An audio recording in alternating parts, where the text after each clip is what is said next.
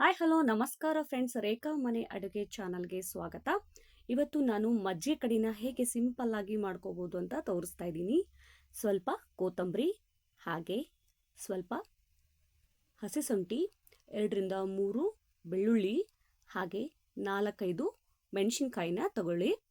So ಅದನ್ನೆಲ್ಲ ತೊಳೆದ್ಬಿಟ್ಟು ಚೆನ್ನಾಗಿ ಕಟ್ ಮಾಡಿಬಿಟ್ಟು ಇದರಲ್ಲಿ ಹಾಕಿದ್ದೀನಿ. ಮಿಕ್ಸಿನ ಮಾಡ್ಕೊಂಬರೋಣ. ನೋಡಿ, ಈಗ ಪೇಸ್ಟ್ ಆಗಿದೆ. ಅದಕ್ಕೆ ಸ್ವಲ್ಪ ಉಪ್ಪನ್ನು ಸೇರಿಸಿ ಪೇಸ್ಟ್ ಮಾಡ್ಕೊಂಬನ್ನಿ. ಈಗ ಮೊಸರನ್ನು ಕಡಿಬೇಕು. ಹಾಗೆ ಮೊಸರನ್ನ ಕಡಿದ್ಬಿಟ್ಟು ಮಜ್ಜಿಗೆ ಮಾಡಿ ಎತ್ತಿಟ್ಕೊಳ್ಬೇಕು.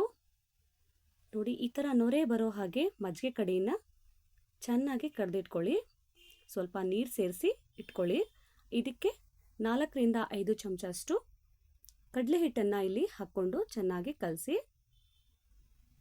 ಗಂಟಿರ್ಲಾರ್ದಂಗೆ ಚೆನ್ನಾಗಿ ಕಲಸಿ ಫ್ರೆಂಡ್ಸ್. ಅದು ಆ ಮಜ್ಜಿಗೆಯಲ್ಲಿ ಎಲ್ಲ ಮಿಕ್ಸ್ ಆಗಬೇಕು. ಹಾಕಿ ಕಲಸಿ. ನೋಡಿ, ಚೆನ್ನಾಗಿ ಕಲಿಸ್ಬೇಕು. ಸೊ ಹಾಗೆ ಈಗ ಒಲೆ ಹಚ್ಚೋಣ. ಈಗ ಒಂದು ಪಾತ್ರೆ ಇಟ್ಟಿದ್ದೀನಿ ನೋಡಿ, ಅದರಲ್ಲಿ ಎಣ್ಣೆಯನ್ನು ಹಾಕ್ತಾ ಇದ್ದೀನಿ. ಸಾಸಿವೆ ಮತ್ತು ಜೀರಿಗೆ, ಹಾಗೆ ಸ್ವಲ್ಪ ಕರಿಬೇವಿನಲ್ಲಿ ಹಾಕ್ಕೊಳ್ಳೋಣ. ನೋಡಿ, ಅದು ಸಿಡ್ತಾ ಇದ್ದಂತೆ ಈಗ ರುಬ್ಬಿಟ್ಕೊಂಡಿದ್ನಲ್ವ ನಾನು, ಆ ಮಿಶ್ರಣನ ಸಹ ಇದರಲ್ಲಿ ಸೇರಿಸೋಣ. ಚೆನ್ನಾಗಿ ಎಣ್ಣೆಯಲ್ಲಿ ಆ ಮಿಶ್ರಣ ಬೇಯಬೇಕು ಫ್ರೆಂಡ್ಸ್. ಹಾಗೆ ನೋಡಿ, ಈ ಥರ ಎಲ್ಲ ಮಿಶ್ರಣನ ಹಾಕಿದ ನಂತರ ಅದನ್ನು ಸ್ವಲ್ಪ ನೀರು ಹಾಕಿ ತೊಳೆದ್ಬಿಟ್ಟು ಸೇರಿಸ್ಕೊಳ್ಳೋಣ. ನೋಡಿ, ಇದು ಚೆನ್ನಾಗಿ ಕುದಿಬೇಕು. ಕುದಿಬೇಕಾದ್ರೆ ಸ್ವಲ್ಪ ಅರಿಶಿನ ಪುಡಿ ಹಾಗೆ ಉಪ್ಪನ್ನು ಕೂಡ ಇಲ್ಲಿ ಸೇರಿಸ್ಬೇಕು. ನೋಡಿ, 1 ಚಮಚ ಅರಿಶಿನ ಪುಡಿ ಹಾಗೆ ಇನ್ನೊಂದು ಚಮಚ ಉಪ್ಪನ್ನು ಇಲ್ಲಿ ಸೇರಿಸಿದ್ದೀನಿ. ಉಪ್ಪನ್ನು ನಿಮಗೆ ರುಚಿ ತಕ್ಕಷ್ಟು ಹಾಕ್ಕೋಬೇಕು ಫ್ರೆಂಡ್ಸ್. ನೋಡಿ, ಏನು ರೆಡಿ ಮಾಡಿ ಇಟ್ಕೊಂಡಿದ್ನಲ್ವ ನಾನು ಮಜ್ಜಿಗೆ ಕಡಿನ, ಅದನ್ನು ಅದರಲ್ಲಿ ಸೇರಿಸ್ತಾ ಇದ್ದೀನಿ. ಈಗ ಚೆನ್ನಾಗಿ ಕುದಿಬೇಕು ಫ್ರೆಂಡ್ಸ್. ಅದು 1ರಿಂದ 2 ನಿಮಿಷ ಕಾಲ ಚೆನ್ನಾಗಿ ಕುದಿಬೇಕು.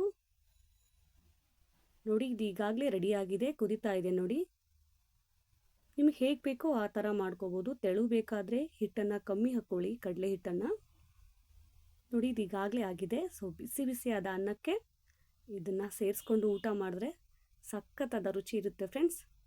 ಒಮ್ಮೆ ಮನೆಯಲ್ಲಿ ಟ್ರೈ ಮಾಡಿ. ಇದ್ರ ಜೊತೆ ಒಳ್ಳೆ ಕಾಂಬಿನೇಷನ್ ಅಂದರೆ ಉಪ್ಪಿನಕಾಯಿ. ನಾನಿಲ್ಲಿ ಮೆಣಸಿನಕಾಯಿ ಉಪ್ಪಿನಕಾಯಿನ ನಾನು ಟೇಸ್ಟ್ ಮಾಡೋಕ್ಕೆ ಇಟ್ಕೊಂಡಿದ್ದೀನಿ. ನೋಡಿ,